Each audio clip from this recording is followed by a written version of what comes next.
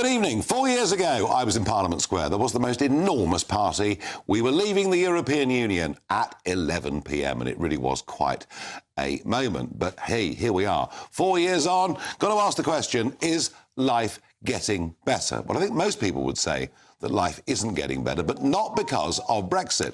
And despite the negativity that we get from many commentators, as if everything from the weather to the economy that we can blame is to be blamed on Brexit, I think the truth of it is that if we look back at what happened 4 years ago this evening, it was a gigantic victory, an extraordinary victory of ordinary folk against an establishment who did their damnedest after the referendum to stop it from ever being enacted.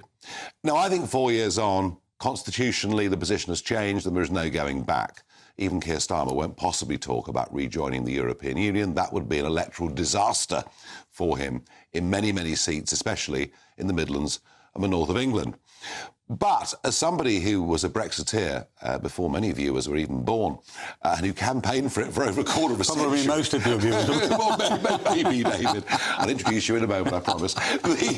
There are great senses of disappointment, and I think perhaps one of the key areas is migration. One of the reasons the turnout was 73%, at least 10% more than the experts thought, was because there was a realistic expectation we'd get back genuine control of our borders, and we've chosen not to exercise that right. So I feel a great sense of disappointment, but I also feel a sense of achievement that constitutionally we've made the change and there is no going back. I'm joined by David Davis. No, I'm sorry, I got that wrong. He's now Sir David Davis. We have to get that right. Member of Parliament for the Conservative Party, or what's left of it, for Halton, Price and Howden, and of course the former Brexit Secretary, and Mike Galsworthy, Chair of the European Movement UK and founder of Scientists for EU. David, you were out there on the road, passionate believer that Brexit was the right thing to do.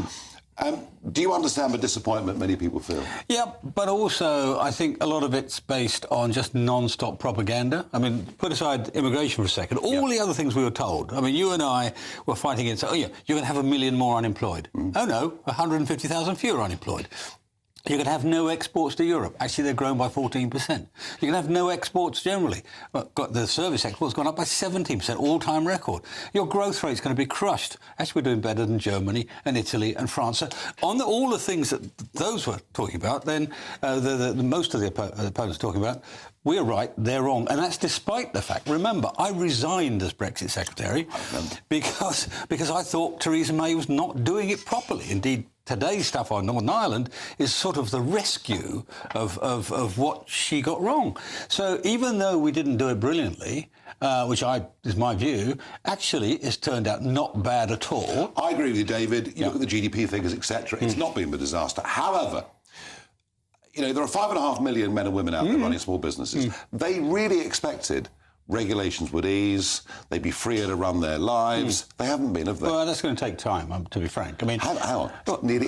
How long ago did we vote to leave? Never mind. I mean, you know. Yeah, but look, regulations take time to move. I mean, they're not going to change dramatically overnight, but we've got the right... I mean, frankly, to put it bluntly, we've got the right to make our own mistakes. Yes. Yeah, and what you talked about earlier, to some extent, it's probably us making our own mistakes. And at least we can fire the people who do it. I always argued in the referendum it gave us the right to mismanage our own future, not have it done by somebody else. Mike Galsworthy, what was interesting in the referendum was people like David Davis and I were arguing, look, we can be self-governing, we can do this, we can do this, we can do this, we'll have a bigger place in the world, etc. We didn't actually spend much time in the referendum saying how awful Brussels was. We'd done that perhaps in the years before. What was interesting about the Remain campaign, it was all, and David's alluded to this, it was all, you're going to be poorer, you're going to be broke, you could catch infectious diseases because medicines won't come in, I mean, all this stuff. At no point did I ever hear a senior figure in the Remain campaign lay out a vision of what was good about the European Union. And I want to ask you now, we're 4 years on, we've left. You guys would like us to rejoin. I mean, for example, last week we saw a senior figure, the leader of the EPP group, the biggest political group, saying he wanted the European Union to have its own nuclear weapons. What kind of European Union? What's your vision for the European Union? Is it this big United States of Europe? No, because the United States of Europe would then be a country. Like, that wouldn't make sense, and that's not what the countries want.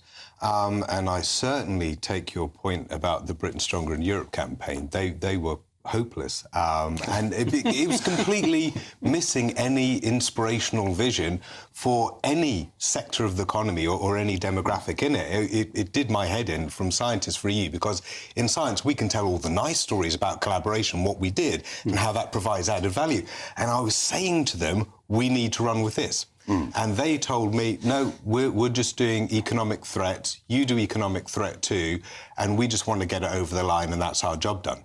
Now, I know where this comes from, because one of the advisors to Cameron back in 2015, Peter Wilding, said, we need to talk about leading in Europe. We haven't really done that properly. We've sort of been grumbling about it, but there are things where we can really lead.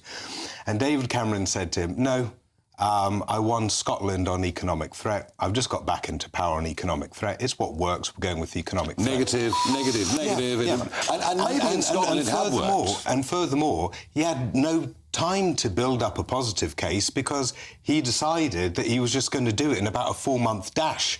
And the reason why, and I got this actually from Alan Johnson of the Labour Remain campaign, he was the first one who told me. And I said, but he said that, you know, he would have a referendum before the end of 2017. Why is he rushing it now? And he said 2 reasons. One, he thinks that the Leave campaign is split between Leave.eu and Vote Leave, and so he thinks that he can catch them in chaos. And secondly, he wants to have it before the summer, because if you remember in 2015, when you had the migrant crisis across the Channel, he didn't want that, and he wanted to get the vote done before that. Well, so basically, he just rushed it and put out no vision. In fact, and the migrant crisis, for it. the migrant crisis then was the Mediterranean, to be fair, not the China. But you know, you say we don't want a country, we want to cooperate. You do so as a scientist. But so why have they got a flag? Why have they got an anthem? And why do they want nuclear weapons?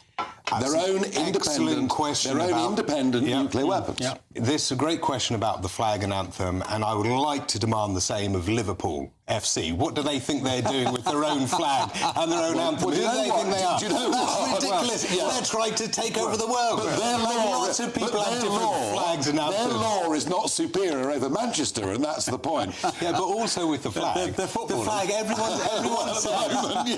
everyone says it's the EU flag. It's not. It was put together in 1955, you know, in the whole surge of passion that came out of Winston Churchill and others, and it was adopted. I've stood in the European Parliament with them all standing ramrod to attention. Yep. I was there during the Constitutional Convention 20 years ago. They are building a state, a global superpower. Why should we rejoin it?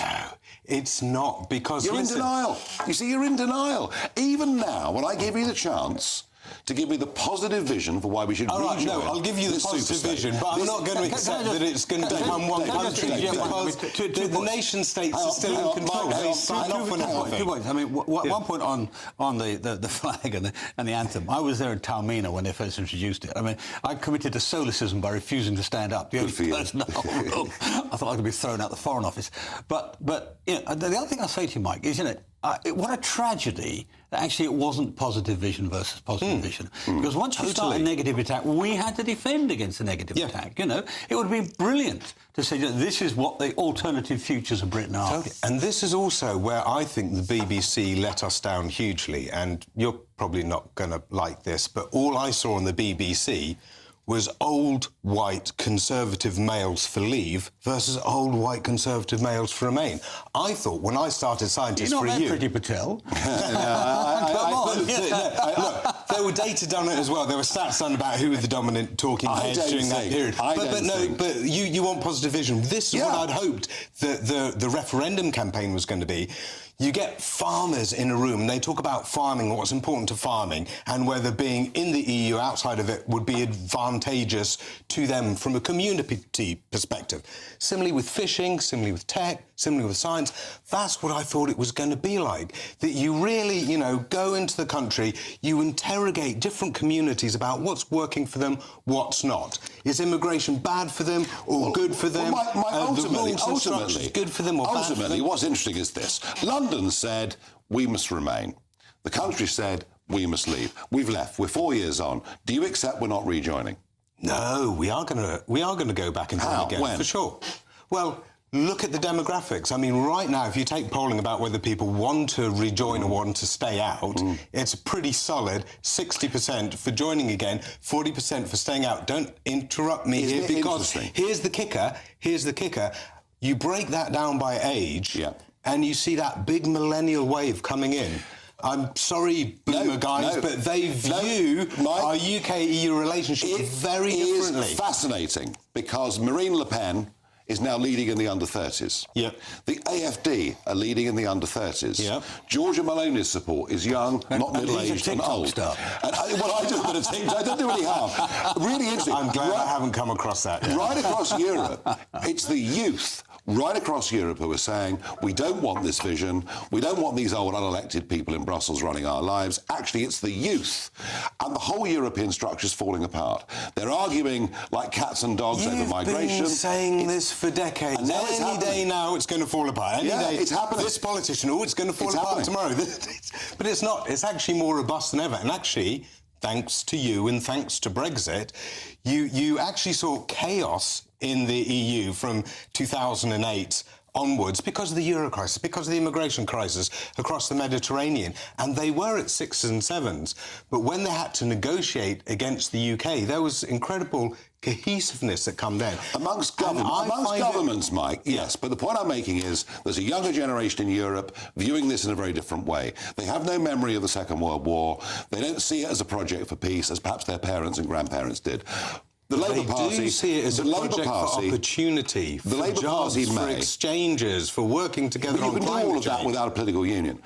The Labour Party you can do it better when you're working as a better team. The Labour Party may mirror EU rules, and some could argue the Tory Party have not diverged enough from them. There's no prospect of Starmer taking us back into the EU, is there? No, not with Starmer. Well, certainly not on the first term.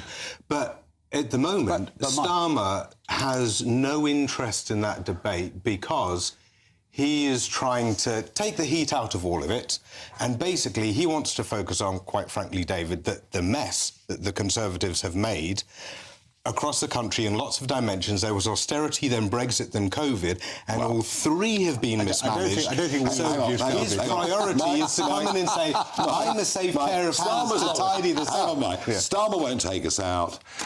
It's done, David, isn't it? We've left. It's not going to be reversed. Look, I mean, Starmer does take... I mean, two things. I mean, firstly, your cohort you're talking about grew up with all these fearsome threats. You know, you're going to lose your jobs. There's going to be no future in science, for example. All that. It's turning out to be Who nonsense. said that?